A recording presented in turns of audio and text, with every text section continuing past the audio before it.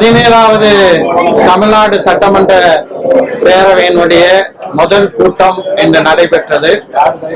இந்த கூட்டத்தில் தமிழ்நாட்டினுடைய புதிய முதலமைச்சர் மரியாதைக்குரிய சகோதரர் மாண்புமிகு விஜய் அவர்கள் உட்பட அமைச்சர் பெருமக்கள், சட்டமன்ற உறுப்பினர்கள் பதவி பிரமாணம் எடுத்துக்கொண்டார்கள்.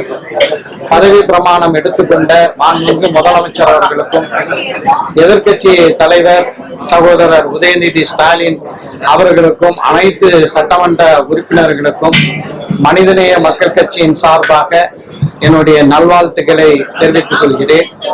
3வது முறையாக தமிழ்நாடு சட்டமன்ற பேரவையினுடைய உறுப்பினராக இன்று நான் பதவி பிரமாணம் எடுத்துக்கொண்டேன். என்னை வெற்றி பெற வைத்த நாகப்பட்டினம் சட்டமன்ற தொகுதியைச் சேர்ந்த வாக்காளர் பெருமக்களுக்கும் இந்த வெற்றிக்கு பெரிதும் காரணமாக இருந்த எங்களுடைய மதசார்பற்ற முற்போக்கு கூட்டணியினுடைய தலைவர் தளபதி மு.க. ஸ்டாலின் அவர்களுக்கும் கூட்டணியில் இடம்பெற்ற அனைத்து கட்சிகளுடைய அனைத்து நிலை நிர்வாகிகளுக்கும் மீண்டும் என்னுடைய நெஞ்சார்ந்த நன்றியை தெரிவித்துக் கொள்கின்றேன். கடந்த திராவிட முன்னேற்ற கழக அரசு தமிழ்நாட்டை வளர்ச்சியின் பாதையிலே அழைத்து சென்றது. குறிப்பாக பெண்கள், குழந்தைகள், மாணவர்கள் என்று அனைத்து தரப்பினர்களுக்கும் சிறப்பான திட்டங்களை தீட்டி இந்த அரசு ஒவ்வொரு இல்லத்தையும் மகிழ்வில திராவிட முன்னேற்ற கழகம் வைத்தது.